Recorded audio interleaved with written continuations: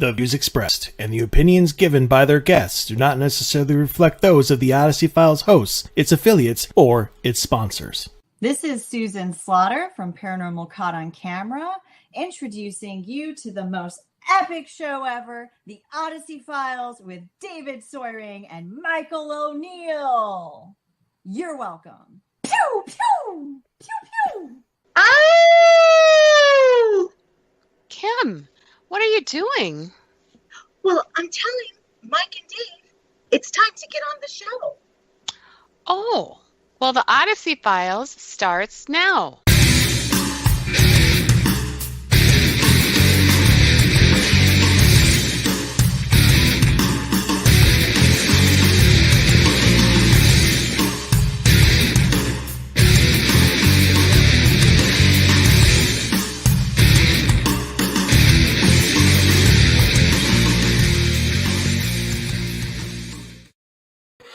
And good evening, paranormal community. It is, 7:02. We were 1 minute late getting on the show, but that's okay due to technical difficulties. But we're here now. I am your host, Michael O'Neill. With me, not tonight, is my normal co-host, Mr. David Soyering. But even better, we have a special guest co-host, my good friend, paranormal investigator and founder of CAT Paranormal, Kim Juarez. Good evening, Kim. How are you? Hey, Mike. How are you? I'm doing okay. Good. I should have. There's something wrong in my what's the word I'm looking for? My audio cables, which is only sending it.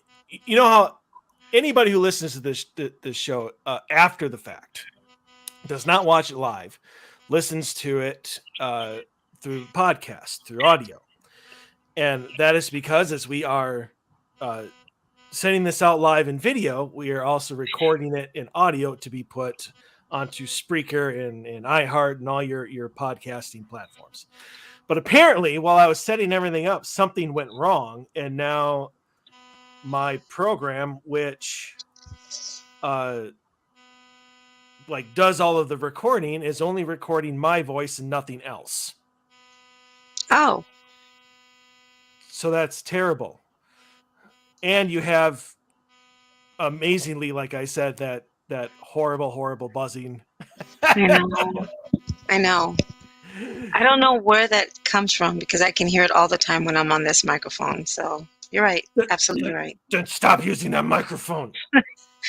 Hey, the girl can't afford certain things. Yeah, that's it. Okay, so while I'm doing this, because I don't think it should not matter at all. The StreamYard. It's not going to affect StreamYard. So while we are talking, while we are doing our stories, I'm going to try to fix the issue with the audio recording. So okay. if I seem a little distracted, that's why. But okay. Otherwise, great Monday. Had the day off. One of the first days I have had off where I really have not had anything to do in, I don't know, like 2.5 months. But I still had to do household chores. That's really not a day off. No, I know. I had to adult a little bit today, and I did not like it. But my yard was turning into a forest, so to speak. And, I get it. Yep. And I mean, I guess I was going for that abandoned look, but just I don't think it was sitting right with the neighbors. Yeah. So I had to take some time out of the morning and chop that down a little bit. I'm back to looking responsible, like a member of the community, and everybody's happy. So My yard now screams, somebody lives here. Not abandoned. Not, I not, I totally get that though. I totally get that. I got my stuff going too. So now my backyard looks pretty awesome. And now I need to work on my front yard. Just a little area I need to work.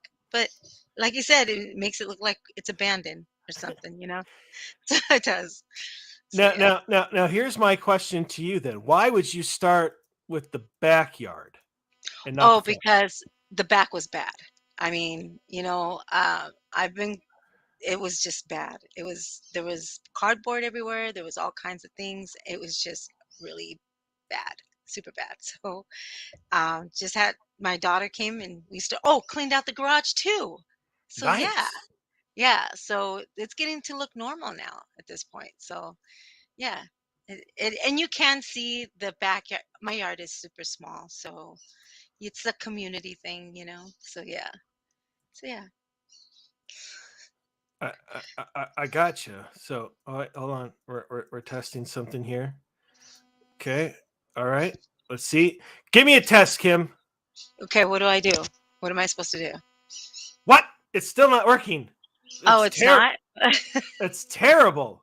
Okay, well, apparently you're only going to be able to see this show on video. So if you're not watching it, you're never going to see it again. Oh, so No. can you hear me? Like, can they hear us right now and they won't hear us later? Is that the issue? Yeah. I see. I will no longer be able to upload this to Spreaker. So the only place to see it will be live on YouTube and live on our Facebook page. Well, I mean, I guess you'll be able to see it there after the fact. You'll just have to watch the video instead of downloading it off Spreaker and iHeart. So, okay. And I'll make that sort of notification. I have no idea I haven't done a single thing different this week than any other week, and maybe it's me. Maybe it's me. I'm going to go with that. Okay, I'll let you. Yeah. I think that's what I'm going to do. I'm just going to blame you and move on with life. Yeah, there you go. So, Kim and I have a great show for you guys tonight. Just to switch back into radio show mode, and that is because not only are we going to get another batch of your listener emails, but during the second hour, Kim and I are going to tackle the topic of alien conspiracies. So, which one's real? Which ones have natural explanation to it? How in the hell does Paul McCartney fit into everything? We're going to find out. Okay, during the second hour. This is going to be great. This is going to be great. Absolutely. So let's dive into everybody's. I'm going to stop that recording. No need to keep it going. So we're going to dive into everybody's listener emails, which I was dumb enough to send you and then not really keep a copy for myself. Well, and for some odd reason, I can't find it now that you sent me. What do you? I'm serious. I was reading it earlier, and now for some odd reason, it's not in here. I was reading it earlier because I thought it was pretty fascinating. Did you delete it just out of muscle memory? No, maybe that's what happened. I was like, well, see, things are goofy right now. So what's going on? I mean, is there anything? Right. I'm just saying. Well, check your deleted folder then. I'm trying. Unless you're maybe you're not checking the right email. I don't even know how you sent it. It was that's right. You sent it through the email. What the heck am I thinking? I used to know. Now I don't. Right. What are you thinking? What am I thinking? Were you checking Facebook? I don't. Yeah, I was for some odd reason. See, I found it. Found it. Good. All right, we can go on now. Let's do it. All right, here we go. Story number 1. Titled, "This morning I was woken up in a panic by my fiance." So this is my first post anywhere, but I wanted to post this and see if any of you had any insight into what the F happened. So this morning I was sound asleep. My fiance woke me up in a panic, like hyperventilating, freaking me the F out. I looked around the room but didn't see anything, so I calmed her down and asked what happened. She said she woke up to a snarling face a few inches from her own. She said at first she thought it was our dog, but once her eyes adjusted, she said it looked like a human face with the upper lip turned up with a sharp teeth snarling at her. She said it had a hat on, like a kind of top hat or something. And she said that she went to wake me up. She went to wake me up, it ducked out of her view. The weird thing is this is the second time she's seen a shadowy figure in our room close to our bed. The day before, she said our room door randomly opened while she was at her computer and I was cooking. I heard her close it back, but didn't think anything of it. To add to this, I've had a lot of paranormal interactions and dealt with a lot throughout my life. I've never seen anything like she saw this morning, and it really had both of us freaked out. If anyone has any idea as to what the F it might be, or what we could do to get it to stop, please let me know. All right, so here's what I think. And Kim, I'm going to ask whenever I'm doing mine, mute your microphone. Yes. Sweet, sweet silence. All right, here now that I can think properly, let's get to this person's answer. So the first thing that I just want to point out is I don't think that just because you, the writer, has had paranormal experiences in the past has anything to do with this. A lot of people do. A lot of people who they at one point in time lived in a haunted location, or they at one point in time did an investigation and weird shit happened. They often think that like 15 years later, something weird happens that it's somehow connected to them and whatever happened back then. That's not necessarily the case at all. So I don't think that this door opening and your fiance seeing that this face has anything to do with you whatsoever. If it did, it would all happen to you and not her. So with that said, I am wondering, and Kimmy, I'd like to know if you agree with me or not on this. Could be a visitation by the Hat Man. You know, you have a snarling face who shows up, just out of the blue, has a hat on. I wish there was more descriptiveness to it. Like I noticed that not only did she notice that he had a hat on, but the duster, the trench coats, that he's typically known for wearing. But this just seems to me not a haunting or anything that is directly connected to your home or land, but as somebody, some entity or whatever, who is visiting her for whatever reason. I think now that he's been seen, that it probably won't happen again. And if it does, obviously, need to know that too, because then it's probably not, and it's something else. The other question, obviously, is have either of you, especially her, done anything stupid with the paranormal in recent times that would attract something like that to you guys, or to her anyway. So that's kind of my take on it. I'm wondering if maybe it is a visitation by the Hat Man, and I say that specifically because there's only like 3 different claims. 2 of them are apparitions, and that's weird. That's not a typical, quote unquote haunting. They don't it's not just, it doesn't just start with apparitions. So I think this is a little something different, and hopefully it won't happen again. And if you go a night or 2 and it doesn't, I would relax and move on with life, and hope that whatever he was doing there, he did what he needed to do, and he won't come back. Kim, what do you think?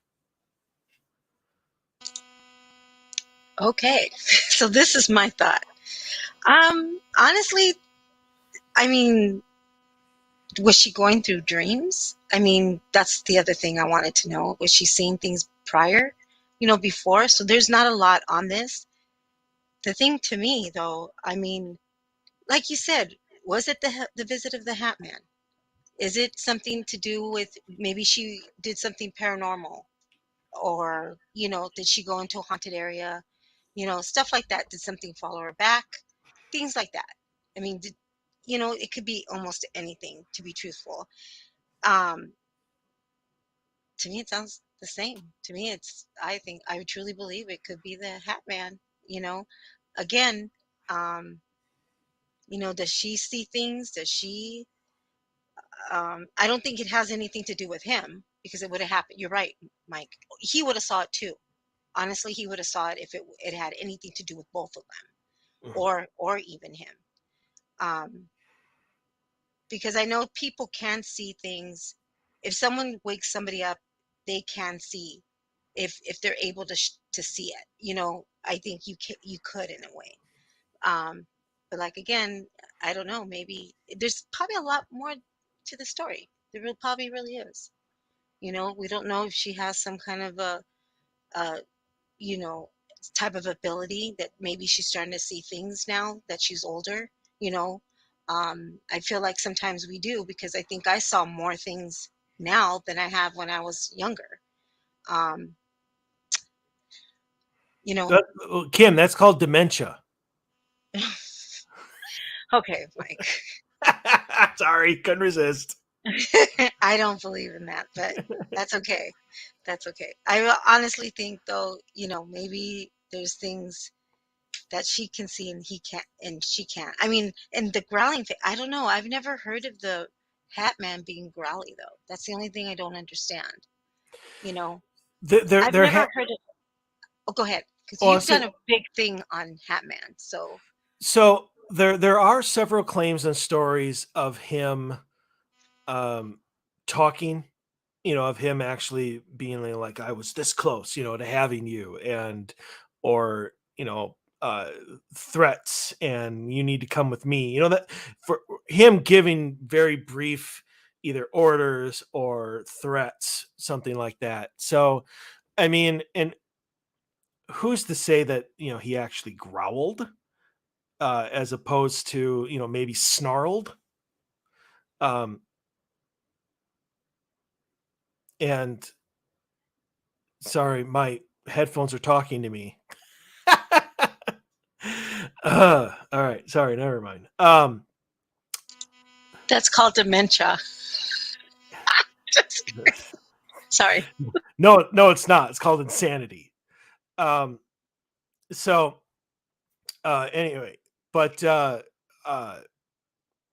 so I mean, he has been known to speak. He doesn't do it often. He usually just is that imposing figure that stands in the corner, or right next to your bed, or any of that kind of stuff.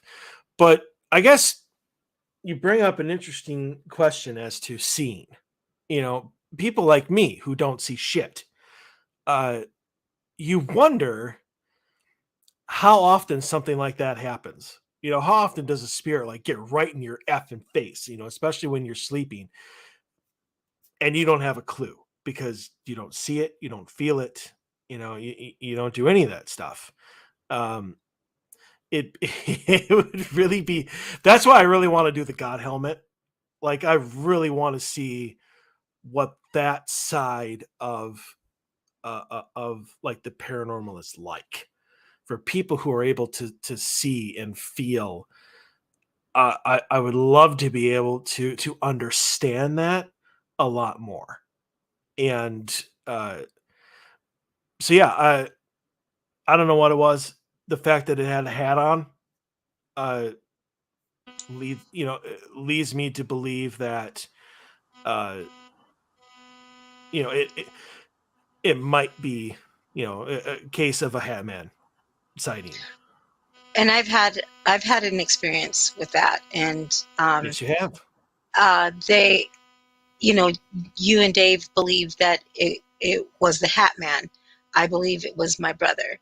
Um, but he didn't snarl, but he had red eyes. And I've heard of cases that people see the red eyes on the Hat Man. So, you know, there is, you know, I'm a little confused about it so far. I'm a little, but I saw something. I know what I saw. I know it was some type of a figure.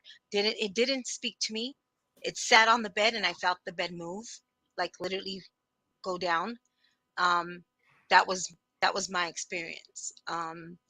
I still have, to this day, I still have experiences. Like just recently, I had one with this black mass coming out from underneath my bed. I felt like if it was something, I didn't want it to touch me for some odd reason because I felt like something, it's black, it's darkened. I don't know if it would have hurt me or not, but it kept coming up. Even my dog, he sleeps underneath the bed, and he, like on the edge there, he even popped out when I saw it the second time. I kept seeing it through the night. So I don't know. I No one, I mean, someone's died in this house in the past, but I haven't had experiences in for so long, you know, because I'm going through things myself. So I haven't really sat down to kind of be in tune with it at all. But still, again, something, black mass, something comes up, you know, I don't know what it is. I have no clue. Um, you know, you just, these experiences, they're just, I don't know if we're, you know, at that point we're in tuned and why we get the visits like that. I don't understand a lot of the Hat Man issues because apparently a lot of kids see the Hat Man. My children seen the Hat Man. I found out later after we talked about the Hat Man, you, me, and Dave, when I was on a prior show, the kids told me about their experiences. And I was like, whoa, I mean, is it a family related thing? Does it, once the, you know what I mean? Once you get a visit from the Hat Man, then it goes down to your children, you know? I mean, what is this whole thing? You know, go ahead. Well, actually, there is a theory out there. I don't know exactly how you would prove it or anything, but that lineage does actually play a role in who he decides to visit and who not. I have no idea how far back it goes. I have no idea where it starts. Nobody does. But it's a very interesting theory that could very well be true because there never seems to be any sort of connection into who or why he visits. You know, this person and this person, but not this person. I mean, you have very, very gifted psychics out there who have never had a visit in their entire lives.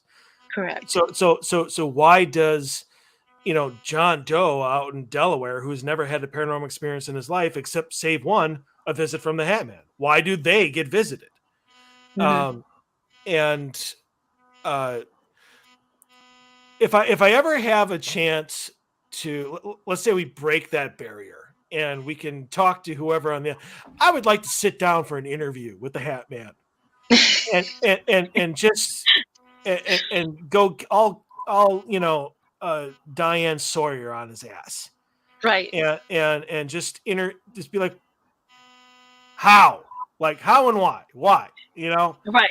But And we're talking, and not only just the Hat Man, we're talking the tall man, the little girl. I mean, these people, these characters, they need, or whatever these are, these spirits, that come to visit us, they need a total intervention with them, because it's like they just, why do certain, you're right, why do certain people get visits? Why do, you know, why does the little girl come to that person? Why does the tall man, why do people see the tall man and the little girl together?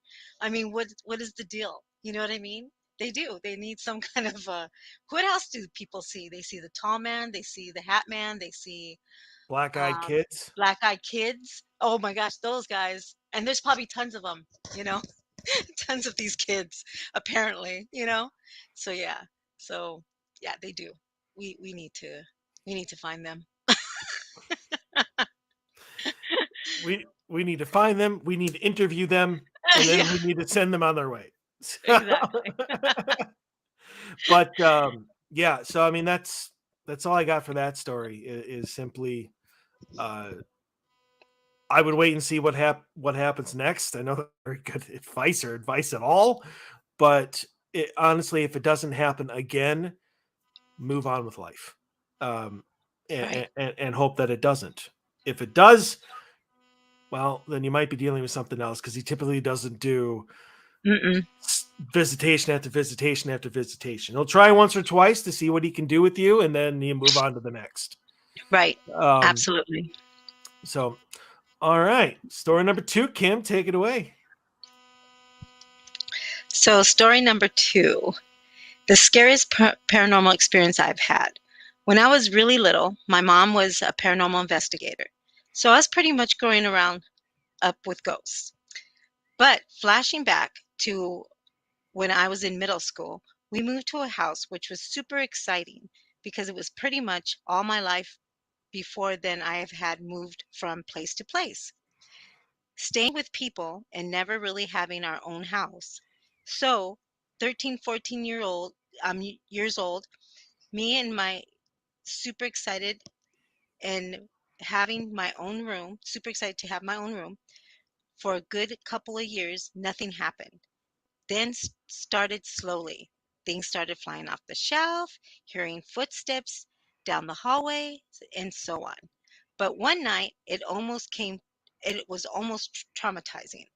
I was sleeping when I woke up to my dog growling, not like at her at all. She was started at the closet, didn't think much of it, brought her up to me, trying to get her to stop. Even everything goes silent, and not even a second when everything on my walls came crashing down. Within a second, everything came crashing down. Things were tack, tacked and nailed. Screws in the walls, everything came down. I hid under my bed, under my blanket, sorry, and didn't really sleep for the night. When I woke up in the morning, I got up and I put everything back. When I told my mom, she said, I didn't hear anything, which blew my mind because it was so loud. That was the really major thing that happened, other than a few small occurrences. But damn, it shook me up, and I slept with the light on for a good while after that. That was it. What do you think? S- So, um, I've heard many cases that people stay in these houses and for a long time, nothing happens. I truly believe that things can go dormant. I truly believe that if there are spirits around that home or if anything, I mean, well, can I say? I mean, okay, so, and there's some doubts on some of this stuff because they're saying that everything crashes down. Things were flying off the shelves. Um, they were hearing footsteps after a while. Like I said, I think things go dormant. I think things don't happen to very many people. People can go into houses like our home. We asked, okay, so we moved in this house. We've had experiences. I had the experiences right away when we instantly stayed here. And then after a while, then the kids started getting experiences. They weren't hearing anything either. So it's about the same thing, you know? But when I asked other renters and other people who rented the home, they said they never had issues, except the homeowner, like I want to say 15 years, later. They were the homeowners and they rented this house after that. So they did have experience and they had experiences after their grandmother had passed away. So, and then we were getting the exact same experiences as them. But nobody else, none of the other renters, I just talked to this other little girl. She said she never saw anything, never heard anything, never seen anything. And my kids have all had all experiences here. So it's kind of like the same thing. I think things go dormant and I think it depends on who they are. I really do. I think it depends if this little girl was acknowledging it, or when they were this young, acknowledged it. And of course, it's going to keep happening because they're giving it that attention. You know what I mean? So of course it's trying to tell them that, hey, I'm here. It's a bad way of showing that they're here because it's throwing everything down. But honestly, I really think it depends on who it is. I think it depends on who it is. I think it depends on the history. I think it depends on like the mother not even, I wonder if the family experienced stuff after that. Who's to say? I don't know. That's my Well, theory on that. she did say that was that was the last major thing to happen. It was just small occurrences after that. Yeah. So like I said, I know. Go ahead, Mike. I don't know.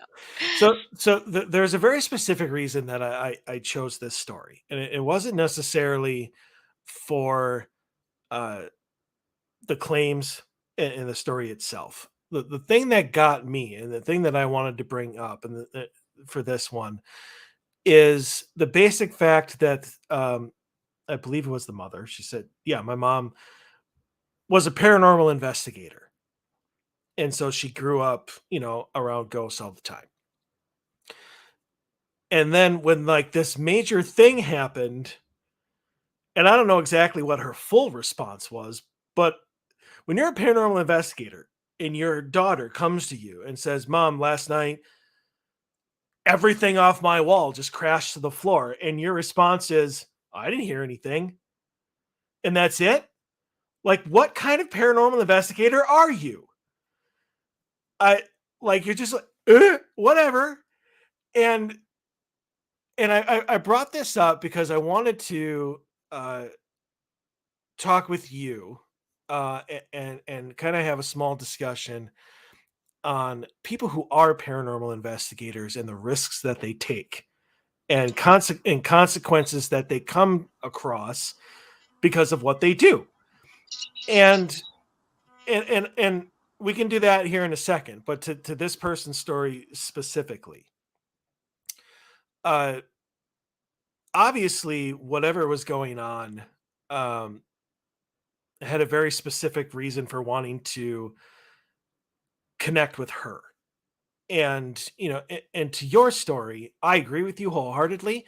There's actually something that's kind of been brewing in my head, and it was um kind of brought to the surface by Kristen Luman from Ghost Mine and A&E's Ghost Hunters, who is also obviously a very very professional, uh fully legit hypnotherapist.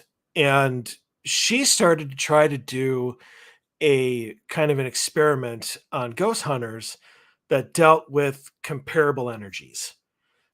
Whether a pair of investigators could get better experiences and better interactions with spirits because of how they were, as opposed to somebody who they don't get along, or they just don't fit together.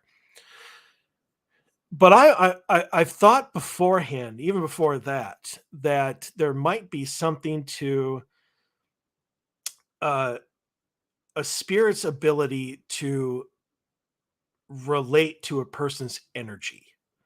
Because you see stories all the time of homeowners who've lived in a home for 30 years and never experienced a damn thing.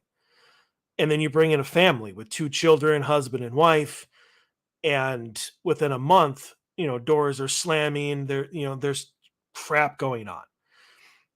Is that because the new energy in the house is something that not only awoken it, but it was able to actually connect with? It's able to interact with those people because of how their energy signatures, I guess you could say. I mean, we all vibrate at a different frequency. That I would think that that's just science. We all vibrate at a different frequency, at a different level. And so it could very well be that something happened where some spirit in the house at some point in time was able to suddenly interact. I find it interesting though. She says it starts out slowly, and the first thing she says is books were flying off the shelves. that's not typical of a slow haunting. I just want to throw Right. that out there. Okay, that's not a slow haunting. It's also something you would find in a poltergeist case. And she's Right. at that age. She's at that age where she would create something like that. Mm-hmm. Now, is she the one? Is she the one that made things fall off the shelves or fall Correct. off her? Because it happened in her room and nobody else heard it. So, I Right. mean, is she going through something outside of the home or inside, whatever, where these telekinetic powers or ability, I should say powers, but abilities or whatever are starting to manifest, and she's causing this. Right. So there's a lot of things that could be going on here, but the thing that gets me is the mother's reaction, and Yeah.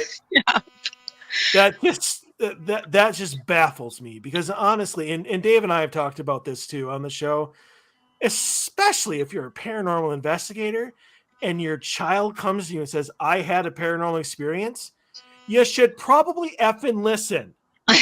Right. That's Exactly. your entire reason for being. Mm-hmm. It is to understand the paranormal and when it has affected you. Yep. And your Um, family, your house, everything. Right. Exactly. And one of my favorite episodes of A Haunting, the TV show, Mm-hmm. is a story called The Ghost Hunter. And this story centered around a woman who was not only a paranormal investigator, but like taught classes, gave Mm-hmm. seminars. And she took her son with her team out to this cemetery they had never been to, gave her son dowsing rods to just go ahead and fill around with. And he ended up getting an attachment Right. of some sort of demonic entity who then slowly possessed him. And she was just like, what's going on? I don't even know you anymore. Right. Like, how could you, if you're that good and in tune with the paranormal field and knowing what is going on, miss Exactly. this whole thing going on in your home? I don't know.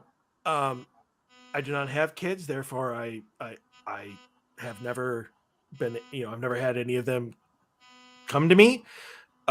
Nothing ever follows me home. And in fact, I've been laughed at for thinking that I would even need to be saged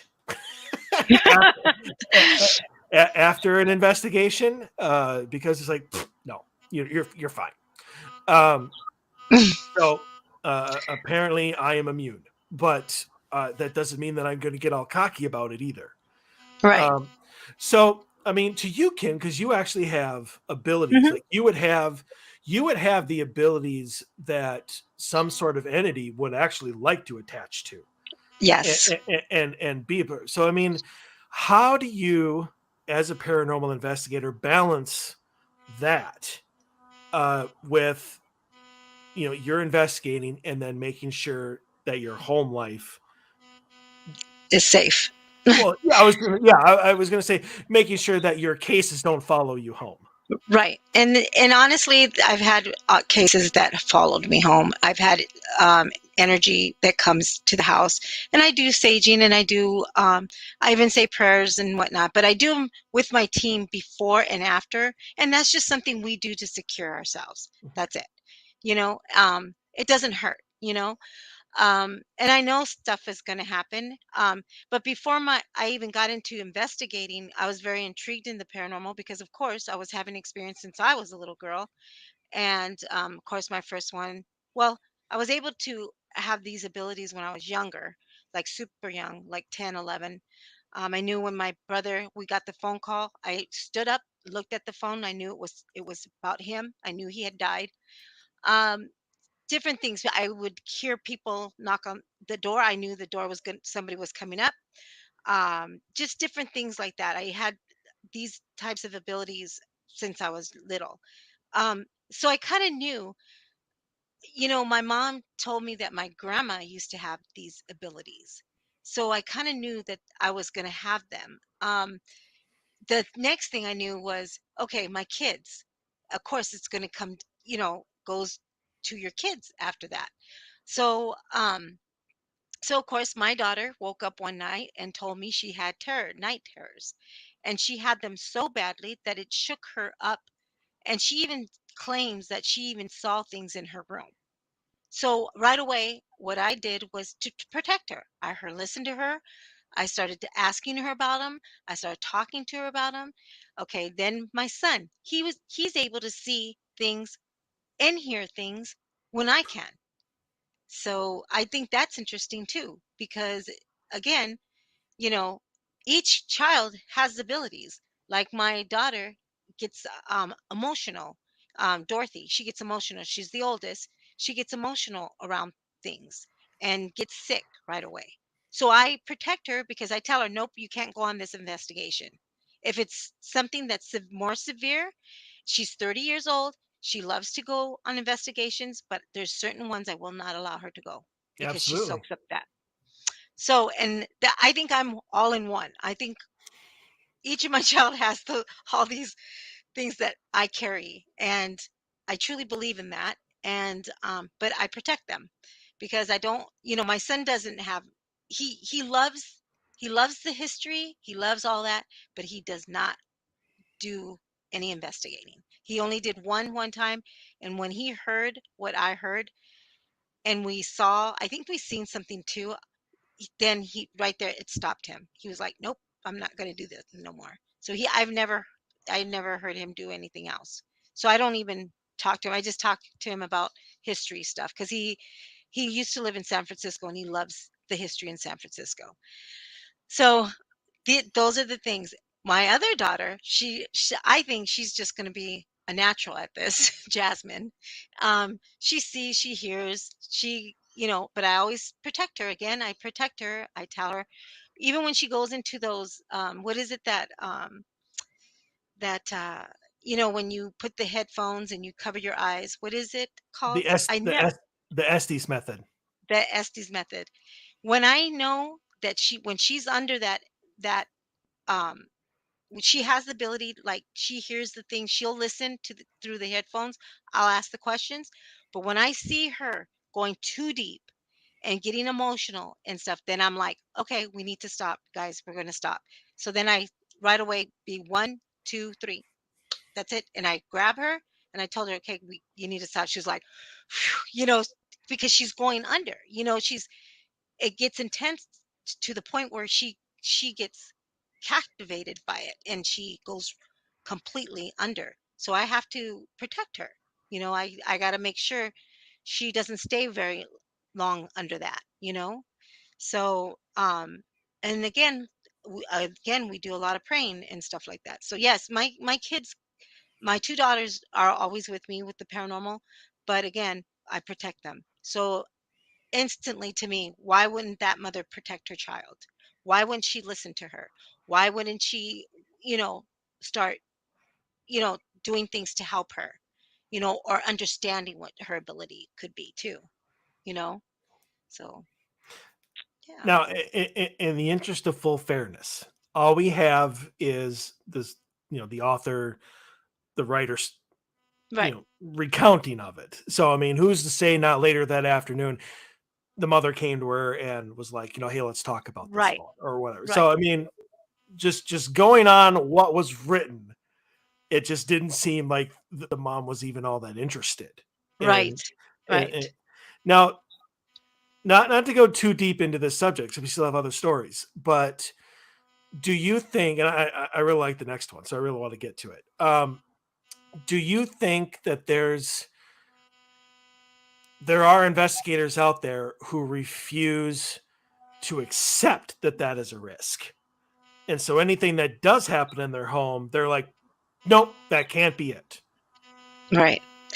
Yes, I think investigators are frivolous to I think it depends on their beliefs too, Mike. I mean, I think it depends on what they believe in.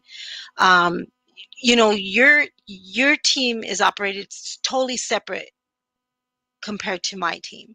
I do a lot. I guess because I'm more in tuned, I try to be more in tuned and stuff like that. Um, I think it's our beliefs, and I truly believe your experiences. If you've had very many, what you think. Of course, you're a believer in some way because you're doing it. You know what I mean?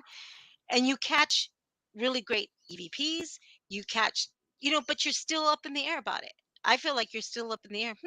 Is this really what happened? Is this something that you analyze it more than I probably would, and I'd be like, I thought that's what I heard, or that's what I felt. That's the man. There you go. You know what I mean? We have different. I think it's what you believe and what you're capable. Like I call you big guns because you carry the the most scientific equipment ever out there for paranormal. I mean, it's You not got it's the not high not cameras. not because of these. No, no, it's not Oh, because of those. But and that's good. It's great because you want people, it's like you saying, okay, let's make sure this is what that is. Let's make mhm. sure, let's use this, let's use that. I've had great results on this equipment. I don't like this equipment. You know what I mean? There's, I don't know. There's just, I think I don't want to get off the subject, but I truly believe that it depends on what the person, these investigators, they have to be careful, and they need to realize, you know, their life could be chaotic because of what they're doing investigating. You know what I mean? It may bring chaoticness in their life, and they don't even realize it. They're frivolous. They don't, there's a couple of big time investigators that I believe that they don't care, you know? And I think you should in a certain amount of, you know, there's just things you have to be super careful. And I've seen some pretty crazy things, and you just have to be careful. That's it. Yeah, you do. So yeah. Yep. All righty.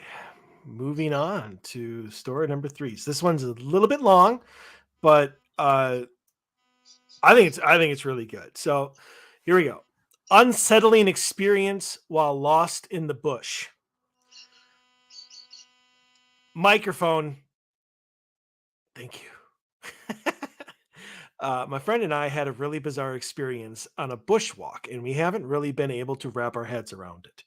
I'm curious to see if anyone here has any ideas about what happened to us or what we encountered. We're both pretty experienced bushwalkers. We're pretty confident we'd be fine on this trail, even though it's not the most well marked or heavily used trail, and we've never hiked it before. We left at 8 a.m. and told family members where we were going and that we planned to be back by 4 p.m. at the latest. About 2 hours into our walk was the first sign that something was off. We couldn't get our GPS to work correctly. It was showing us as being in a completely different area to where we were. This was weird, but it wasn't a big deal since we had a map. At about 1 p.m. is when things got really strange. We had stopped to check the map. My friend said, I think we took a wrong turn back there somewhere. Then we both felt off balance for a few seconds, and then it was dark. When we checked the time, it was 5:41 p.m. We had lost almost 5 hours of time. We also started hearing this weird heavy breathing from the direction we had been walking towards. It sounded like a person breathing right next to us, but we couldn't see anyone. And when we called out, there was no response. We live in Australia, so we didn't have to worry about any large predators, except for drop bears, of course. Don't know what those are, but I'm assuming they're horrible. But you hear stories about weirdos who hang out in the bush and murder backpackers. That's not how this goes, by the way. Just spoiler alert. We were both extremely unnerved, and we just didn't feel comfortable moving towards the breathing noise. And on top of that, we agreed that we had made a wrong turn somewhere. So we turned and walked back the way we came. We considered calling for help on our satellite phone, but we decided we'd at least try and backpack to where we'd lost our way and go from there before calling for help. The breathing followed us as we walked. We were both feeling dizzy. We were convinced that we were being followed by a serial killer, and we were too scared to stop and try to call for help, believing if we alerted whoever was following us the help was on the way, it would prompt them to attack. Eventually, I was too dizzy to continue, and we stopped and called for help. We were instructed to stay where we were and wait for rescue, but the breathing sound wasn't going away, so we kept moving back towards where we thought we'd left the trail, Whenever I was well enough to walk for a few minutes. The breathing followed. Eventually, we found a set of stairs that was marked on the map, so we were able to more accurately tell rescuers where we were. I fainted while waiting for rescuers, and my friend tells me the breathing not only continued, but sounded like it was circling us. There were never any sounds of footsteps or any indication that there was anyone there, except for the breathing. She admitted that by the time the SES arrived, she was hysterical. We were both rescued without any physical injuries. The source of the breathing, our dizziness, and our lost time was never identified, and it was pretty much brushed off as the product of panicked brains. Even our families didn't believe us. They thought we had gotten lost and were too embarrassed to call for help. Shortly after this happened, she told me that she was having nightmares about the breathing sound and the dizziness and the sense of unease she felt. She mentioned she didn't feel like she ever wanted to go bushwalking or camping again, and to my knowledge, she never did after that. That was pretty much the last I heard from her for over 2 years, until a few weeks ago when she reached out to me to catch up. We had a short chat, but we didn't mention this incident. Tragically, a week later, she took her own life. I don't know how much our experience played a part in her mental health. I know there are always many factors in suicides, and it would be silly to think that I could have prevented it. But I feel really guilty that I didn't try to stay in contact with her. No one else believed her about what happened, and I know that affected her a lot. I don't know if I'll ever have closure about what happened to us, and now, if at all, it contributed to her death. I guess I'm wondering if this experience sounds familiar to anyone, or if anyone has heard anything like this. So obviously, a tragic end to this story, which is a real rarity for this show. We typically don't have stuff like that. So I honestly think, not to beat around the bush, so I honestly think you had some sort of extraterrestrial encounter. I don't believe that this was supernatural in any sense. Obviously, lost time is a huge abduction type claim, and I honestly think that that's probably what happened to you too. Something was there, whether you could see it or not. Um, I know I am not closed-minded enough to think that aliens don't have some sort of cloaking technology, something that bends light around them, something that makes them not able to be seen by the naked eye. Um, so I mean, there could have been all sorts of shit around you that you never would have known about. If you were up to it, I would honestly suggest, to go under a hypnosis session, to go back to that day and see what your subconscious mind knows that your conscious memory will not let you remember. It would probably also explain what happened to her that day, because you fainted. I don't know how much information she gave you other than she just heard the breathing circling you guys. Um, if anything, that was probably one of them following you to see if you had any sort of reaction to whatever it is they did. Um, but do I think that that probably had a good? I think that's probably where it started your friend on the path to her end. Unfortunately, um, I know that there are a lot of people out there. I mean, even people that come to us to, and Kim, you can, talk about your own experiences as well with clients who one of the first things that they say is, "You're going to think I sound crazy." Uh, one of the great things about the paranormal being shoved into the mainstream is your ability to be believed is, rose by like a factor of 100 as to where it was, 20 years ago. 20 years ago, yeah, you come to people with that story, you're freaking insane. You belong in you're making that up. You belong in an asylum because there's something wrong with you. Now you come to them and people are blogging about it. They're on Twitter, they're doing whatever. I just heard this crazy story. You're never going to believe it. And then you're going to have like 1,000 people be like, "That's amazing." You might even have people say that happened to me. one of the only, and I mean this so much, only good thing about social media is it allows you to connect in about the paranormal and your experiences in a way that was never there before. Uh, nobody, I would assume that before social media and the ability to connect like this, nobody knew the Hatman existed. Nobody knew that other people had these claims. They experienced the same thing. Uh, One of the things that I really enjoy about paranormal shows, especially the reenactments, is it allows you to see how similar people's stories are, and you can extrapolate from that. So, I mean, for anybody out there who has an experience like this or has an experience that they're like, I can't tell anyone because they're going to think I'm crazy, talk to a paranormal investigator. It's their job to believe you. Now, don't get me wrong. There's some crack freaking insane people out there who are like, even I can't believe that. But if you have legitimately had a story like this that has freaked you the F out, talk to somebody who is in that field. Like, I know if anything happens to me, I'm not going to go to my best friends like Paul and Carla. Or Steen or anybody, because they're not in the field. They don't really care about that stuff. They'll listen to me. They'll be like, "Oh, that sounds interesting." And they'll ask, but they can't relate. I'm going to go to you, Kim. I'm going to go to Dave. I'm going to go to people on my team. I'm going to go to Jerry. I mean, the people that I know can relate to what I am talking about. And that's what I think everybody needs who has had these type of experiences. You just need somebody who can relate. Um, and there are out there, no matter how crazy your experience may be, there's somebody who can relate. Um, and I feel really, really bad that the female in the story couldn't find that. Um, so yeah, but what's your take on what they experienced there?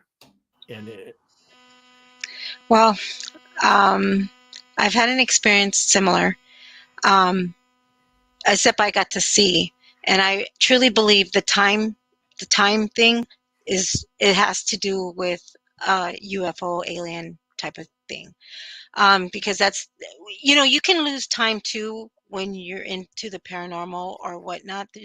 Sometimes there's some cases, but I feel like there's the cases about UFO alien type of things. There, people lose time all the time. There's a time gap. People lose 5 hours. I lost, I think it was 3 with my experience. Um, I even know when I saw, I had 2 experiences actually, and there was even a time where I got up, and I saw the time, and it said 3:33. And there is another story that a true story. They even made a movie out of it that she saw 3:33. So there had to been some, and she had course UFO experiences. I feel really bad for this girl because something happened and she was having the nightmares after, and she couldn't tell anybody about her experience. She couldn't even tell him. And so there probably was a lot more to this story. Obviously. Um, when I went through my experience, it wasn't a good one. And it actually, they had me on a table and they were holding me down, and I was panicking, and I could see these grays over me. And um, it, it's not a good experience. It's just not. I just feel like I learned to understand it better, because even after I had an experience after that too, because I saw UFOs. Um, and then I started relating, like you said, I started relating to other stories and people saying their stories. So then it made me understand it better. You know, I just feel really bad that this girl couldn't do that. I wish she would have opened up to somebody, and I wish somebody would have been there for her. I kind of get what he's feeling, because he did have that experience too, except he passed out, I guess. He went unconscious, right? Is that what it mhm. said? he fainted. So, and that's probably what they wanted to do, and they probably took her and did their experiences or whatever they did. But I've had the exact similar thing. I also had the growling at one point, so it could be a paranormal thing as well. But I truly believe it looks more like a UFO abduction for her part. So Well, I think on both their parts. I think they were both yeah, abducted. yeah, yep. I mean, they could have just put him to sleep and took her just to. I mean, I hear a lot of weird stories, especially for women with these experiences.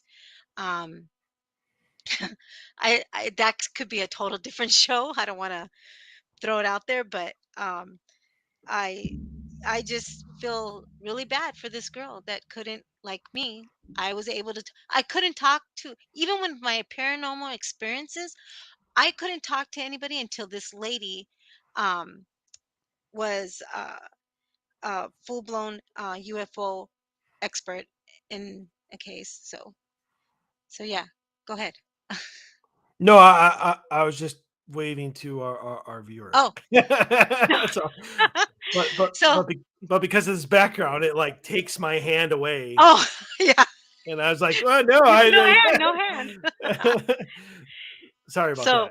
that's okay. So I know I've had an experience and I know what that's like, and I feel really bad for that girl. I feel really good. I do. It's just terrible. And yeah. Yes, it is. All right, let's do at least one more. Okay. So Go ahead. You're oh, Unless you were, unless you want me to read it. yeah, go ahead. All right. Using my phone as an EVP. Already you're wrong, but I understand what this person's trying. I understand what this person's trying to I'm say. all yeah. So, I haven't ever had any real paranormal experiences until now. I get the feeling that I'm being watched in my own home. Last night, I swear I woke up and someone was in our room. Now it was dark and I wear glasses, so I was all but blind. We lived in this house for several years. It's older, but not ancient. Up until recently, I felt fine living here, but lately I just get the feeling that I'm being watched. I'm religious, so I don't. So I did the usual rituals and had someone come look at the house, but still nothing. I thought maybe it was an ancestor or a friend reaching out from the other side. I wanted to know if I could use my phone and try to communicate with it, like an EVP sort of thing. Can phones do that? So, since this is technically your story, you go ahead first. Okay. So I've done it.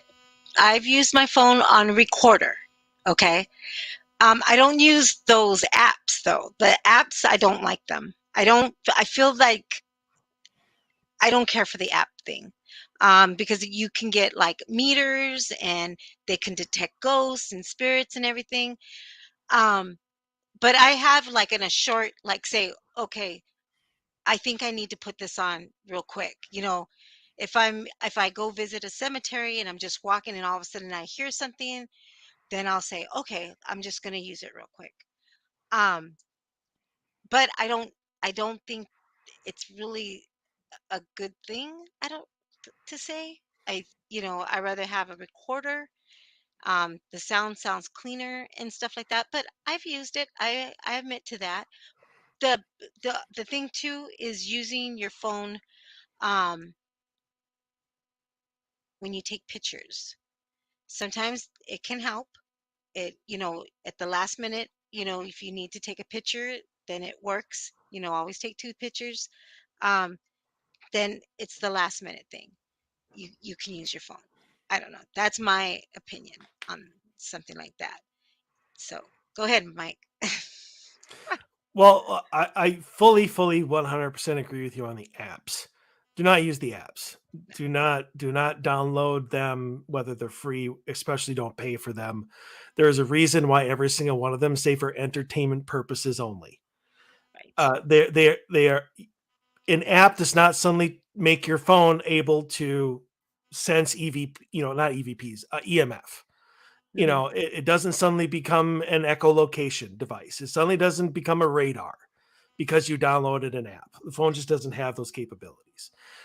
But a recorder, obviously, yes, it does. I mean, people use it for, to note to self, get milk Right. when on the way home. People do it all the time. The thing that you have, and this is the main reason that I chose this story to talk about what your phone can actually do for you and what it can't. And, Right. Understand that when you're using the recorder, the only microphone that it has is what obviously you talk into when you have a phone call. That's it. They're not meant to be the greatest microphones in the world. They're like a digital recorder or even an analog recorder. Right. Those microphones for the digital and the analog are supposed to be that good, which is why we all use them. Otherwise, everybody would just use their phone. The microphone on your phone is not meant to be that good. So Right. any EVP that you get is going to have to be so class A. Like, Right. it's, they're going to be talking into your phone instead of you. They'll be laying their head down on it like they're talking to somebody. That's the only reason it's going to work. The other thing, and this is what I want everybody to understand, is the matrixing part of it is going to be off the charts. I can't tell you how many clients I have had where they're like, I have audio, I want to play this for you. And they would send it to me. I would listen to it. I'm like, I don't hear anything. And and they're thinking that there's like 7 EVPs telling them to get out of their home. They're going to kill them. They hate I'm like, I hear nothing but breathing because you're holding your microphone and you're breathing into it. And so you're matrixing that breath. It happens all the time. Paranormal investigators do it all the time, not on purpose, but it sounds so much like a voice and so much like words that, of course, it's a voice. There's actually, I haven't had the heart to tell him about this, but we haven't mentioned it in a long time, so maybe he's gotten it. But there's an EVP from the very first home investigation that I ever did that Dave absolutely loves. And for the longest time, he said that voice said, "You're a dead man." And I can hear it too. Clear as day. I can hear it. The problem with it is that 15 seconds later, he moves, he shifts. And it sounds exactly like that. And he even says, "That's me moving." So the EVP that we heard was, again, just him moving. Right. But because it moved in such a way, our brains matrixed words. And the words we wanted to hear. It was it was kind of a darker case. So, of course, you're not going to hear, "My name is Betty Sue." You're going to hear, "I'm going to kill you," because that's what you're expecting to hear. So when you deal with poor audio and you have not been trained, especially what you're going to get on your phone, please be careful about what you consider an EVP and what isn't. Correct. If this person wants to use their phone to see if there's something in their house, a relative, somebody trying to communicate with them, do so very carefully. Just say, "Do you have a message for me?" And that's it. And leave it at that. And if you think you found something, run it by a reputable paranormal investigator. Correct. And they will tell you, since they have no skin in the game, they have no notion of what is going on. They may tell you there's nothing there. All I hear is breathing.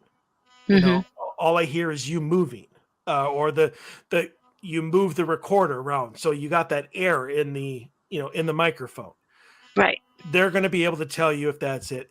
And please, for the love of God, accept their findings. I mean, how many times, Kim, have you given your advice to a client and they're like, "Oh yeah, no, I don't think you're right. No, I hear a voice. That's definitely a voice. No, no, it's not. this like, why did you even come to me then? If you Right. if you weren't going to listen to me unless I agreed with you, Right. why even come? Exactly. So, I guess, do you have anything to add? Yeah, so one time I had an experience with I tried it. Sometimes when when I don't have anything on me, then I'll try it, and I know there's a place and I already know that there's something's going to happen. Because I have that ability, and I figured, okay, I'm gonna pull it out because that's all I got, One time, me and my daughter, we were gonna go visit my daughter's friend's gravesite where she had passed away from a drunk driver. Um, we couldn't find it. We needed to find the spot. The highway was pretty long, and we were trying to figure out from where the death was occurred and everything. We're trying to do the GPS and everything, trying to figure out what exact spot where it was at. For some odd reason, I put my head down and I prayed and I said, "Help me find the spot where she passed." They they told me, "Look up, look at the sign. There's her memorial." Like it, we were in the right spot. But we thought we were on the wrong side of the road or whatever. Something told me to look up, and I said, "Oh my God, Dorothy!" And I pointed. I go, "It's right there." And I go, "They told me it's right there." Then we pull around, we pull up to the up to the site. There's this little place and it's by cornfield and everything. And I get off the car. And so you hear cars going by, you hear um, stuff like that. And for some odd reason, I felt like I had to take it out. For some odd reason. Not because I was being, "Oh, she's dead." No, something told me to take it out. The first thing I said was, "I wonder if that was the angels. Was it her or the angels?" All of a sudden, I hear on the recorder, as we're walking, clear as day, it's the angels in a female voice. That was it. I mean, but there's cars, there's the sound of the door closing. You hear this muffle sound and everything. So took it to my sister, and I couldn't. The bad part is you can lose a lot of your stuff, especially when you switch to a new phone. So I end up losing that EVP. But it was clear. It was a Class A EVP. It was a female. You could tell her voice. I told my sister the experience because we had just came back, and I told her what had happened. I didn't tell her what it said. I didn't say anything. And then I told her exactly what I did. She said she heard the same thing. She goes, "She's saying it's the angels." I go, "You heard that?" I was like, you know, I wasn't sure. Do you see what I mean? But again, you hear the vroom, vroom, the cars, you hear that, it could have made the sound to make it sound that way. I mean, it sounded pretty female to me. Again, I I just took it for what it was worth. Thought, okay, and that was it. I just, don't use your phone. I, I don't I don't think I really don't think there's just too much stuff that it picks up, and it's not very good, and you can't really weed anything out. But again, like I said, I thought it was a pretty good EVP, and I wish I could have saved it. I guess it got lost when I transferred my stuff. So that's what happened. That was my experience on that. So just letting you know. Gotcha. Yeah. Um, so yeah, you know me. I don't use Mm-mm. my phone. I don't use my phone for anything but a clock. You shouldn't even have your phone on you when you're investigating. Period. I You need it know? for a clock. No. Yeah. Oh, that. Uh. Okay. But But you shouldn't. it's on airplane mode, so it's a paperweight with a clock. Right. Right. So Absolutely. so I still and think. I still think even on airplane mode, it still can interrupt. I'm sorry. I think it does. I have heard about that. I have heard that theory that even on airplane mode, there's a little bit of signal that leaks out. But I've been on enough investigations where no equipment interaction has Right. happened where at least, if anything, I'm standing too far away for it to happen. Hmm. I mean, I'm sure that if you put a K2 down on the table, then you set your phone on airplane mode right next to it. Yeah, Yeah. you probably might get a false hit. But if you're standing 5-6 feet away, I don't think it's that sensitive. Right. In order to make a K2 or any device that can pick up on radio signals or the signal period, that it would give you a false interaction or whatever, false reading. All right, I think we should transfer over to alien conspiracies. All right. and I want to go first because there's actually two conspiracies that I had found that mention the exact same thing that I had never heard of before, period. And I can't believe that I haven't for as long as for as many alien shows that Dave and I have done for as long as I've talked to people, for as long as I've been doing this show, never heard about the Black Knight satellite.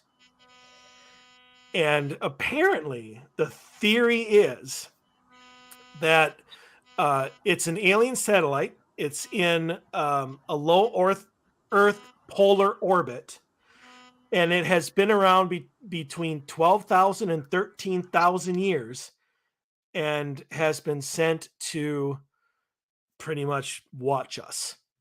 And apparently, there has actually been what these theorists call like photographic evidence. Now I've seen the photo and it's weird. It's a weird looking black objects. It's not like one of our satellites where it's gray and smooth and has like mirrors and like the solar mirrors or whatever sitting off of it it's just like this black piece of metal that's floating around in space. But I never heard of this before, period. I never heard of the Black Knight satellite. And I found two different stories that have talked about it, and they're two completely different. It's not like two stories about the same thing. It's just two that mention the Black Knight satellite. But apparently the photograph that was taken, and I think that was, give me 1 second here, 1998. It was when the International Space Station was still being built. And it was a mission up there, like the SE-88, I think is what they called it. STS-88 was the mission where the shuttle was taking up like a new module to be attached to the International Space Station. And they brought with what they called thermal covers to the exposed like rods or whatever that was to attach it to the space station wouldn't lose any heat. It was to keep the heat in. And apparently during the attachment, or when they were landing, or not landing, but attaching to space station, something happened where one of the thermal covers got detached and loose and started floating away. They could not retrieve it in time, and so they just were kind of like, bye. And apparently the photo that was taken by a Russian cosmonaut is the photo of what people are saying is this Black Knight satellite. Is really a thermal cover. So if that's to be believed, obviously any theorist or conspiracy theorist is going to say that's just a government excuse, blah, blah, blah. That's not true, yada, yada. They all do. Any whack job conspiracy theorists will throw away any explanation that actually disproves what they believe. Human nature. We see it in politics all the time. So, so this Black Knight satellite. So that's the first one. Like there's a photo of it in the story that I got this from, which is space.com. space.com/whatistheblacknight.html. Each word in What is the Black Knight has a dash in it. Has a photo, and it's this weird looking black shape thing floating above the earth. The other story that I got, which is way weirder than that and does not give off like an actual explanation, natural explanation, is Nikolai Tesla, which obviously everybody knows from obviously had a ton of shit that he's known for, spoke to aliens who were orbiting Earth. So, I mean, obviously, Nikola Tesla is not Elon Musk. So don't take Nikolai Tesla as the person who invented the Tesla vehicle. Just want to throw that out there. But apparently back in 1899, he was working on a wireless power project in Colorado, which somehow gave him this ability. So this is what Tesla, told the Albany Telegram 2.5 decades later. So we're in the early 1900s now. I have a deep conviction that highly intelligent beings exist on Mars. While experimenting, I obtained extraordinary evidence of the existence of life on Mars. I had perfected a wireless receiver of extraordinary sensitiveness, far beyond anything known, and I caught signals which I interpreted as meaning 1, 2, 3, 4. I believe the Martians use numbers for communication because numbers are universal. Of course, Tesla never showed anyone this extraordinary evidence.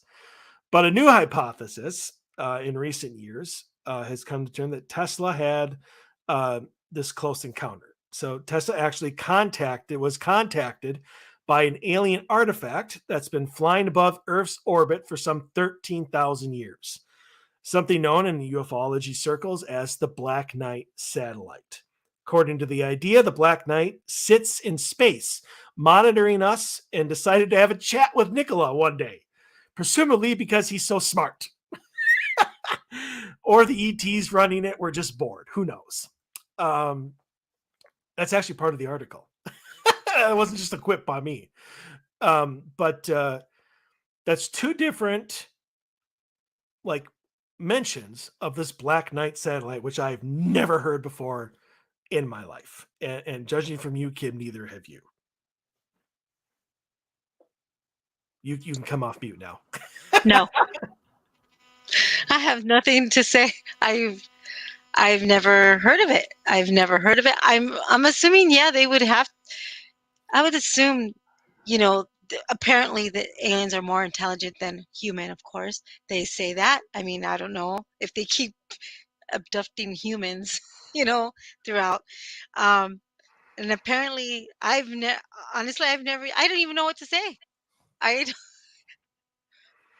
You would think that they would have to have something.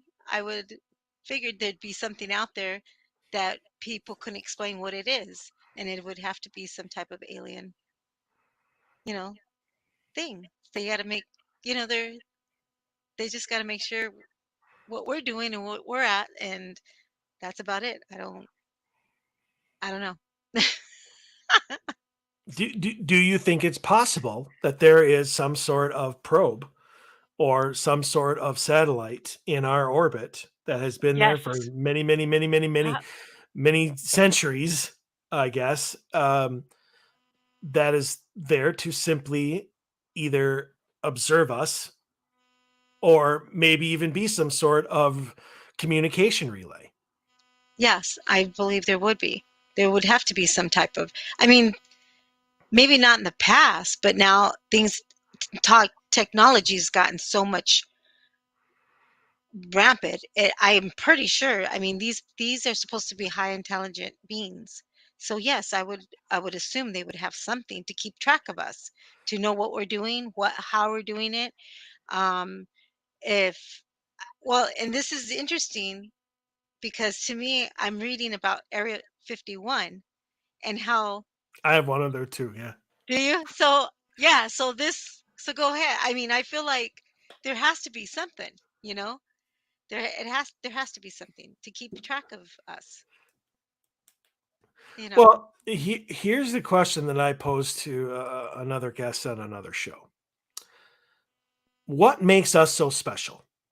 Like, why does a species who as a whole really is in the very, like, we're infants in, Mhm. the whole, thing of the galaxy or the universe or whatever. We don't have space flight. I mean, we can go to space, but we don't have, like, the warp capability. We don't have the ability really to go to another planet. We can send shit to another planet, but we can't go. Um, Right. you know, what makes us, even 12,000 years ago, if that part of it is to be believed, which I think is complete bullshit, but let's just say for the sake of argument that this is a 12,000-year-old satellite. What made us so special 12,000 years ago that we had to be monitored? Right. Well, I would think, I don't know if there's people out there looking. Well, yeah, there are groups that are talking about how aliens, this and that, and they look for them as well, and then there's the different species of aliens and all this stuff. I mean, we're learning some of that. I don't see why we wouldn't be in be interesting. Why not? We're a different type of breed and species. We're a different type of than they are. We look better, I think, than they You know, do. you know, You know, I well, that's a matter of debate. I mean, we don't even know. Well, we don't know if we look good or not. But I mean, what are we? I mean, how do we know? I don't. I don't know. I just. While you were talking, I don't know why, but this image in my head popped in of, like, some nerd looking through his telescope, and he catches an alien looking through a telescope back at him. Right. Like, like one of those where you look through a camera, you and your friend or whatever look through camera lenses at each other. Yeah. Yeah. Like I don't know why, but that just popped into my head that some nerd or some astrophysicist or whatever is going to look through a telescope lens and Right. see an alien looking through their telescope back at them. Yeah. Exactly. Um, so I mean, that's interesting. I mean, that's something that I would have. I might bring that one to Dave to do a show just on the theory of the Black Knight Theories. satellite. Like, because first time I'd ever heard of it was this afternoon. Right. So why don't you go ahead with your Area 51? Because So Area 50.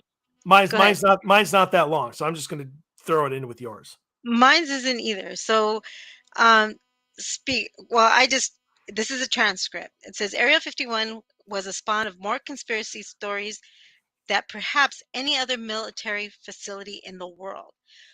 So, what is actually known to this secretive place? Area 51 is a U.S. Air Force military installation location at Groom Lake in southern Nevada. Okay.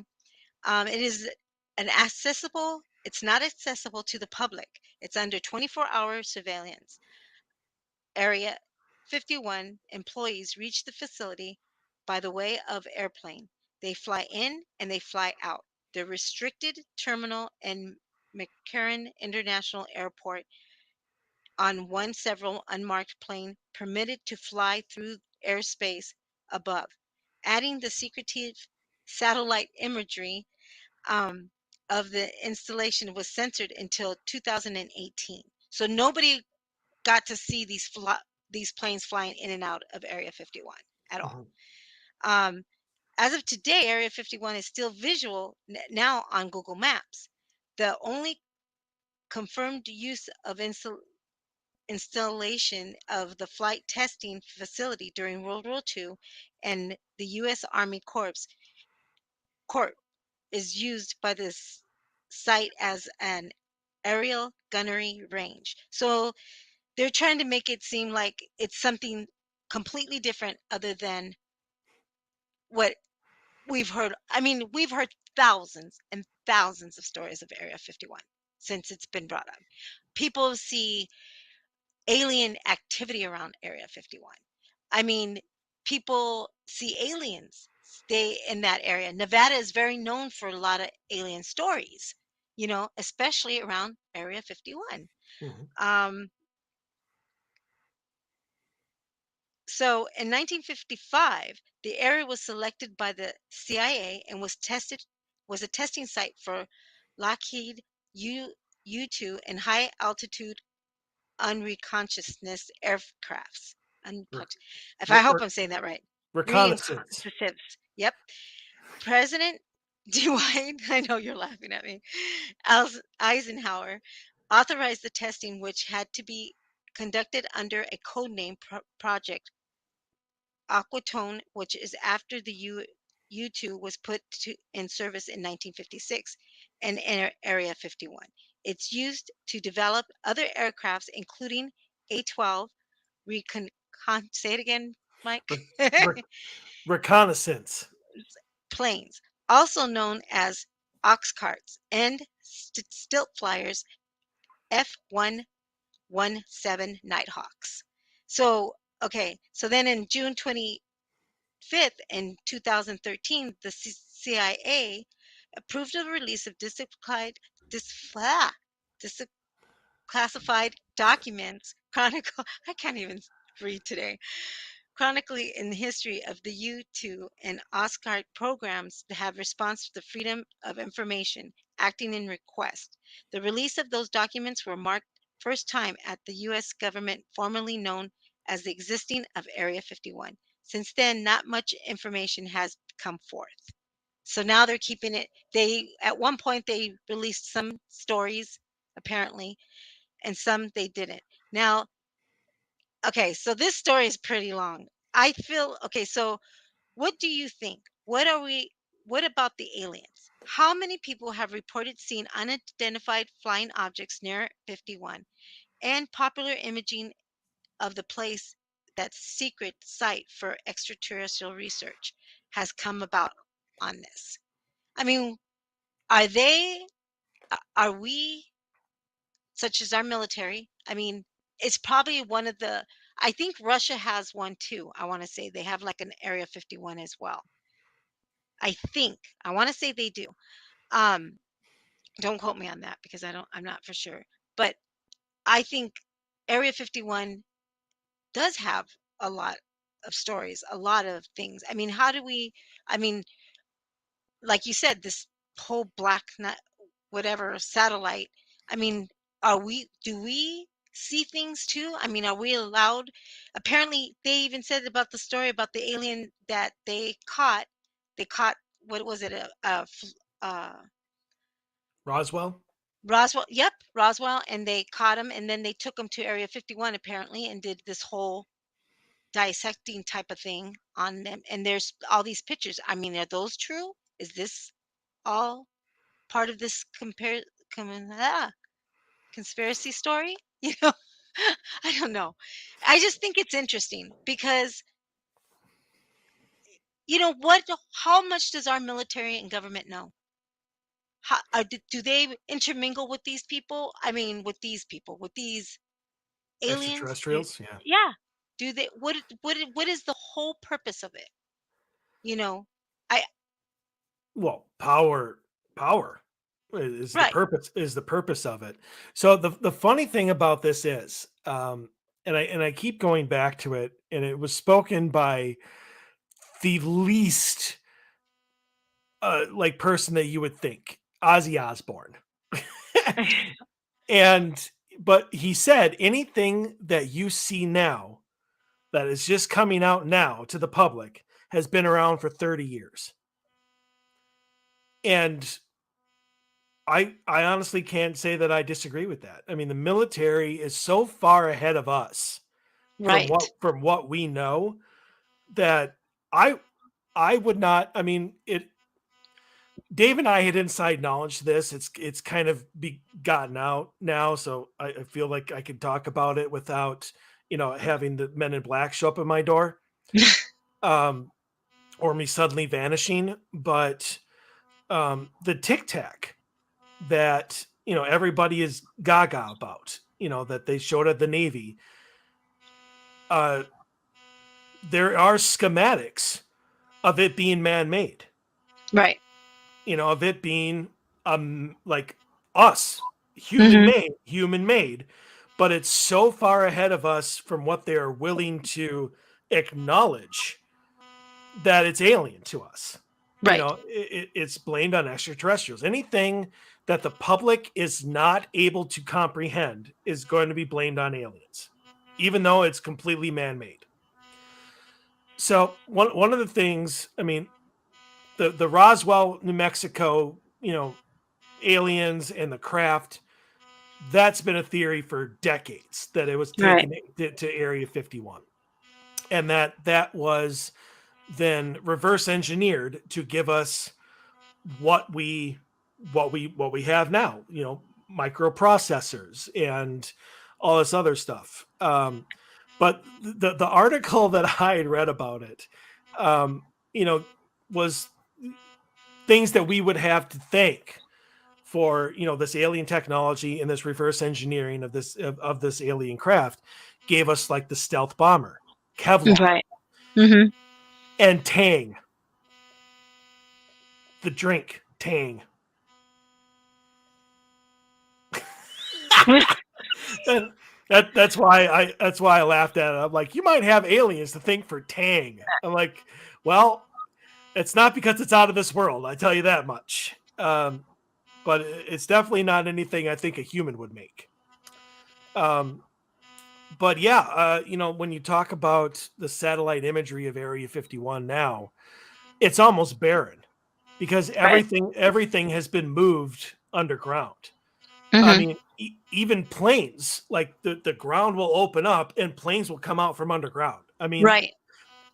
I would bet you if you took LiDAR across Area 51, the size of the base now of what is underground compared to what people see would probably make people, just die from their head explosion.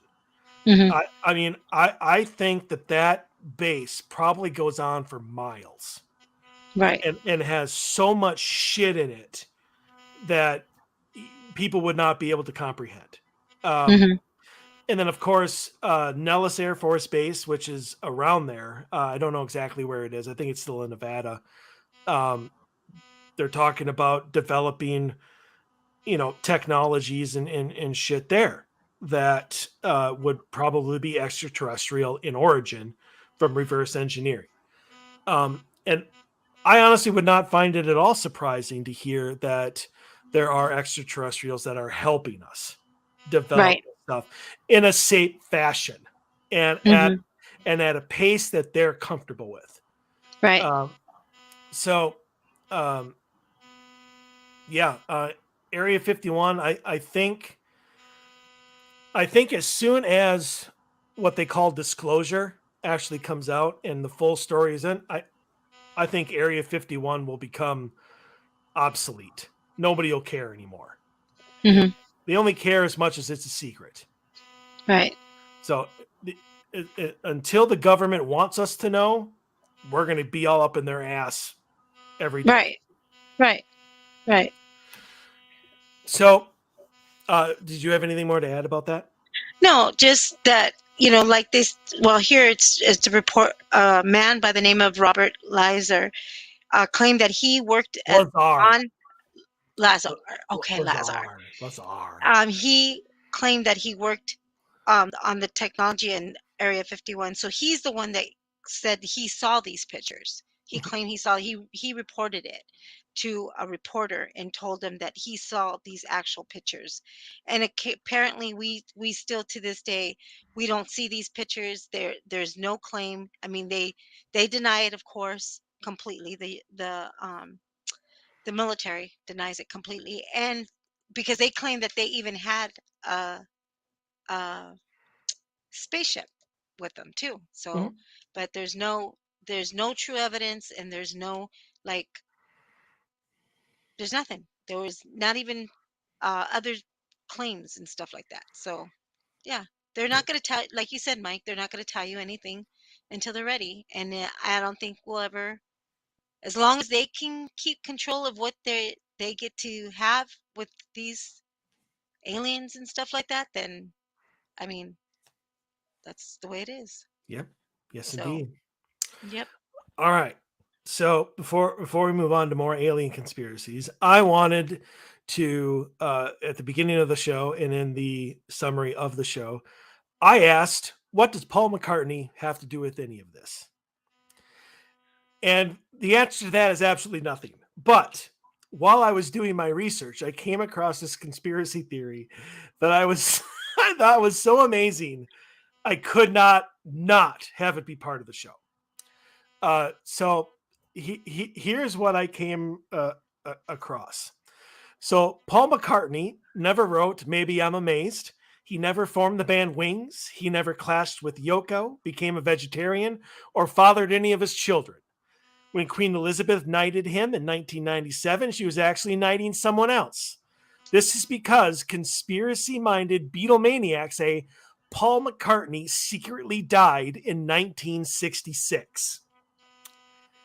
So these theories claim that the Beatles covered up his death, hiring someone who looked like him, sang like him, and had the same jovial personality. But the guilt eventually got to them, and they began hiding clues in their music. In the song Taxman, George Harrison gave his advice for those who die, meaning Paul. The entire Sgt. Pepper's Lonely Hearts Club Band album was awash with Paul is dead clues. The Beatles had formed a new band featuring a fictional member named Billy Shears, supposedly the name of Paul's replacement.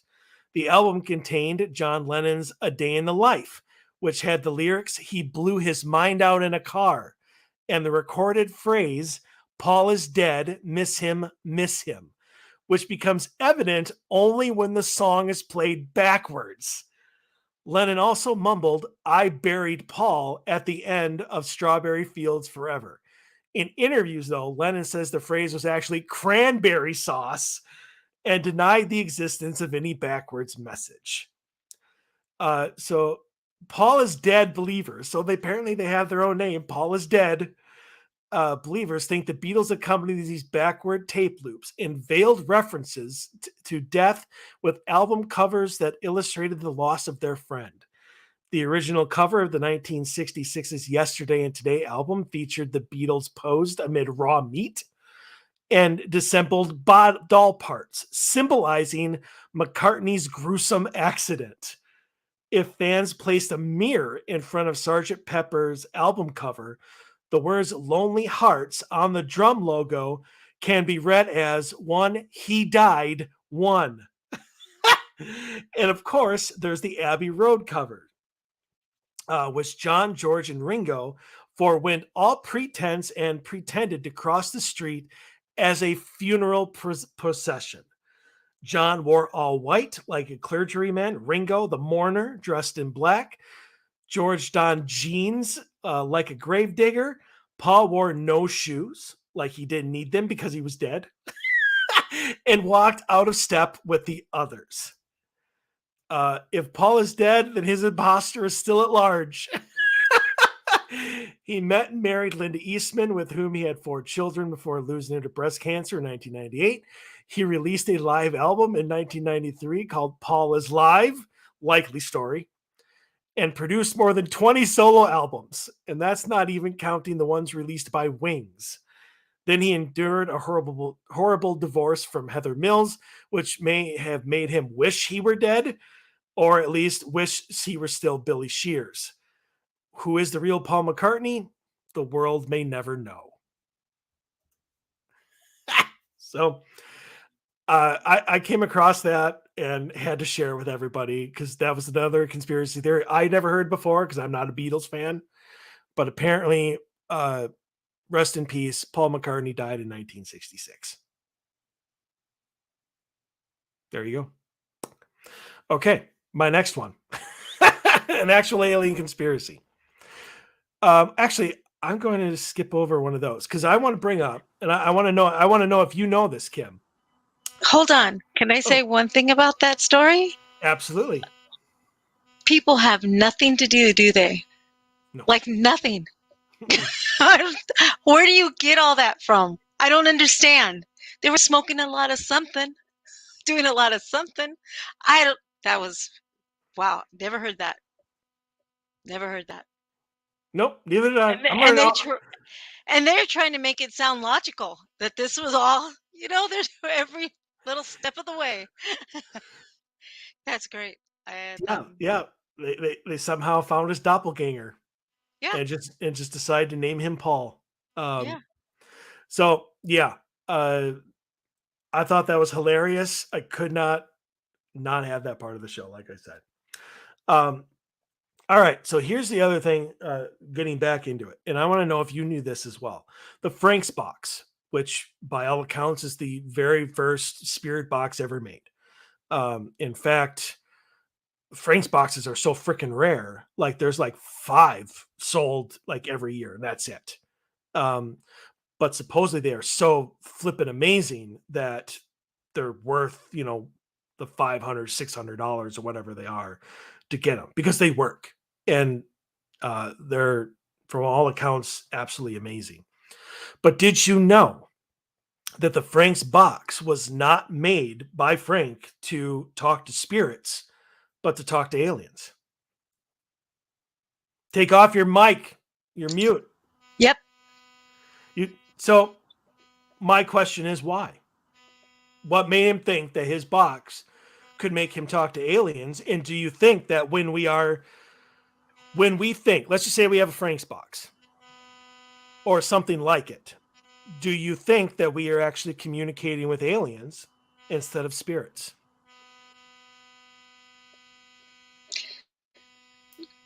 I mean, how do we know spirits aren't aliens? I mean, there's a lot because I did hear about that, and yes, I know a lot about the Frank box. Um, you know, yeah, I would think because of course the radio transmitting and all that, I would think, he was trying to figure it out, trying to see if he could talk to extraterrestrial out there, and maybe his beliefs were all about the aliens and stuff like that. Um, you know, how can I explain it? Oh my gosh, this is, With your words, Kim. I know. The thing is that I, I just think it's, first of all, I love the Frank box. It's a fascinating tool. Fascinating tool. I mean, I think high props to him, how he did it or how it became.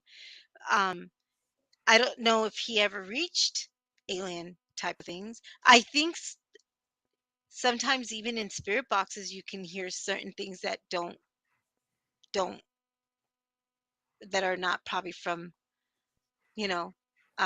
Sometimes you hear some things like transmitting signals and stuff like that so I could imagine the Frank box and him trying to figure how to communicate with them. Um, Spirit wise, I don't know if he was able to. I mean, do you know of any stories that he was able to get a hold of alien No, type of I, thing? I haven't done a lot of research on the Frank box. I mean, you know me in spirit boxes; they can go to Right, hell. But right. the Frank box, though, I would use in a heartbeat. I trust that. Okay. Um, but yeah, I haven't exactly looked into the technology or the thought processes behind it. So I'm going to say no to that one. Okay. Okay. Because I just think that it's interesting that you brought that up about how he first wanted to talk to aliens. And like, there's stories saying that aliens are the angels, and there's stories that uh it's all about us being alien. We're just a different species of alien to aliens. Um there's so many stories about that, and I just think it's interesting. I mean, like, what are the spirits? I mean, what are we're left with spirits, and they say that even the angels are these alien type things. So Yep. who's to say? I mean, who's to say? That's in the Bible. It's in the Bible about, alien. UFO type of things that they see, that even in God's, supposedly our higher spirit, with God and Jesus and all that, that there are some type of alien-like things. So who's to say? I mean, you know, and obviously to me, I believe in the Frank box. I really like the whole idea of how he came about and how he did it, and I think it's interesting, very interesting. Should do a story about that, about the Frank box. Perhaps maybe we'll And do a Black Knight satellite and a Frank's box show. there you go. So That sounds like a show to me. does sound like a show to me too. I tune in. You're going to tune in anyways. I know, right? So yes, yes, I think it's interesting, Mike. Very interesting. That's pretty good. Yeah. Do you have another one? No. Do you have another one? Of course I do. Of course you do. So this one involves Nazis. So apparently there is a theory out there that the Nazis use alien tech to develop their own UFOs. I'm just going to read this verbatim because there's no way that I could possibly summarize this and do it justice. For a seemingly pragmatic, albeit ludicrously murderous dictator, Adolf Hitler was strangely drawn to the occult and the paranormal, which is true. Like that, surprisingly, that's very, very true. In fact, the entire Nazi party was somewhat fascinated by the historic. I don't know what the fuck that is. Esoteric. It turns out that Raiders of the Lost Ark wasn't total fiction. One pervading conspiracy theory claims that there was a secret branch within the Nazis dedicated to creating flying saucers. While it may seem like a fairly straightforward mission to create a new aerial weapon ship, plenty of folks believe there are to be extraterrestrials trifling involved. The 1960s book La Matin des Magiciens, I am horrible at German, which in English means The Morning of the Magicians, by writers Louis Pauwels and Jacques Bergier, suggests that Nazi Germany developed a fleet of spacecraft with extraterrestrial intel in order to fly into space and meet with an alien race with which it had been communicating. Through what? The Black Knight satellite. That's not in this, but I'm just throwing that in there myself. After the war, the scientists working on the project apparently disappeared to Antarctica to continue their research, and then strolled into Hollow Earth to meet the aliens who, it turned out, were actually living inside the Earth the whole time.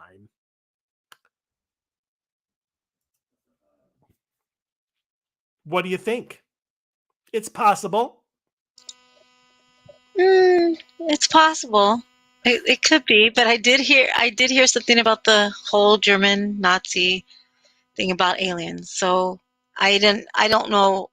You elaborate. You made the story. Of course, you got the full story on it. I just heard about it. I didn't think much of it. When I saw the story, I said, "Oh yeah, right." I did. Well, Oh, okay. That's what any rational person would think. Right. Okay. I don't know about this. But yes, I heard that the whole occult thing and all that stuff, that I do. I mean, who's to say? He probably dabbled a little. What, I'm just saying because his tactics on these poor people were not good. And I don't know. I don't know. I really don't know. Well, here's probably the last question we'll get to before the end of the show. What are your thoughts on the theory of Hollow Earth? Because that's starting to become more and more in the mainstream. I mean, hell, even Godzilla versus Kong has now brought in like the thought of the hollow Hollow. of Hollow Earth. I would think so. I mean, I would think the Earth would change because, I mean, we're billions and billions of old. The Earth is so old. And I would think that there would be some types of hollow grounds, and hollow things. I would even think, they even say the ocean. Look at the ocean. The ocean is huge, huge, dark. I mean, the sea is so dark and black. That could be a whole different, that's that's a hole there. That's just with water. Add water. You know what I mean? Um, yeah, I believe there would be. I Do absolutely believe that there would be. do you think the Earth is just an alien chia pet, Hmm. and we're like sea monkeys? I never thought of it that way. You shouldn't. It's absurd. I There's a reason you don't think of it that I way. That's great, Michael. You really do have something up there. I don't know.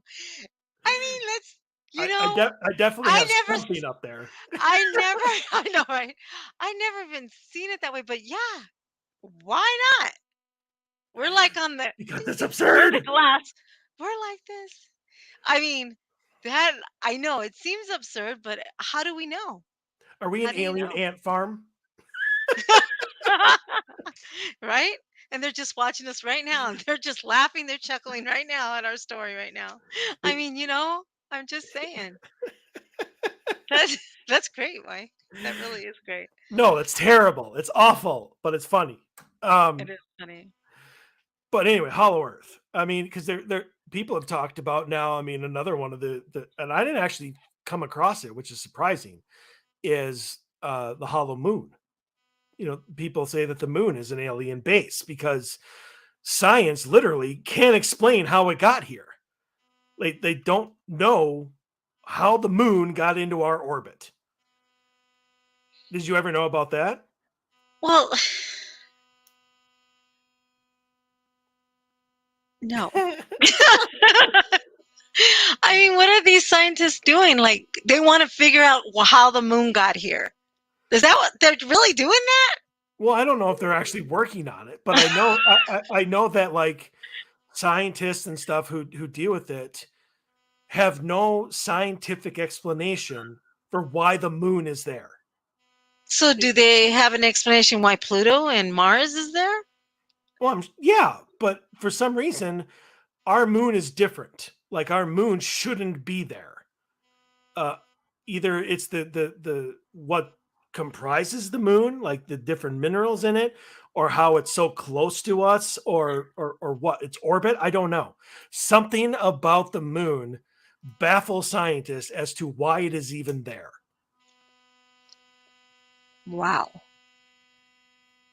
I mean, why would I don't the moon is like the Earth. I mean, I would think it. How The did moon we is get here? the moon is How did nothing we get like here? the How moon did is the not Earth get here? the moon is nothing like the Earth. I don't know what you're Well, talking you know about. what I'm saying. It's.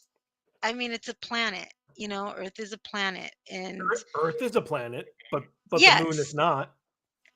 Hmm, okay. Well, I mean, they've talked about hearing like so how do they know how Pluto and you know Mars and what's that yes. other thing? They know how it got here. What's that other thing? What are you talking about? You're talking What's the about like other planet? there's a lot of planets out there. There are a lot of planets, and they Can just can discovered can, this new one. can you name all the planets, Kim? No, I can't. Really? Saturn. Um, Way to do it in order. okay, I'm not gonna do it in order. But no, I mean, how do they really know how they got here? How did the stars get here then? What are stars? Well, stars are just, from what I understand, they're suns in other galaxies. Maybe I'm wrong. I don't know. Holy mackerel, that's a huge galaxy.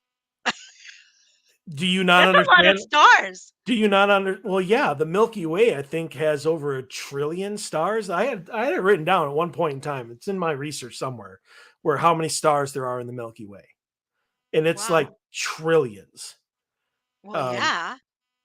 um, but yeah. Anyway, So Hollow Earth, Hollow Moon, we're being watched. Our government sucks. That's the summary I want everybody to take away from the show tonight. And Paul McCartney's dead. Sorry, Beatle fans. Yeah, he is. But his replacement has been entertaining people since 1966. That was the year of my birthday, 1966. 55 years ago. Coincidence? I think not. Nope. None whatsoever. Maybe you are the reincarnation of Paul McCartney. Oh, Lordy. Nope. No, you're right. I don't believe that either. Absolutely not. just throwing that out there. Out of the millions of people who were born in 1966, it could be you. Well, no. Just saying. I do sing, though. I can sing, but no. I'm sorry, I don't believe you. Nor do I want. Nor do I want That's okay. No, that's okay. Really, that is okay. Yes, I got that. All righty. Well, that does it for us here tonight. Thank you, Kim, for coming on on such short notice. Yes, of course. Of course. Dave will hopefully be back next week. And we'll have another great show for everybody. So again, apologize that there's going to be no audio version of the show. The only place to see it is going to be on our YouTube channel, Odyssey Files Radio Show, or our Facebook page, Odyssey Files Radio Show. And again, if anybody wants to send in their paranormal questions, their paranormal stories to have Dave and I answer live on air, OdysseyFilesRadio@gmail.com. Or if you just want to drop us a line and say hello, like that too. So again, thank you, Kim. Really appreciate it. Yeah, no problem. And so for Kim and myself, everybody have a great evening.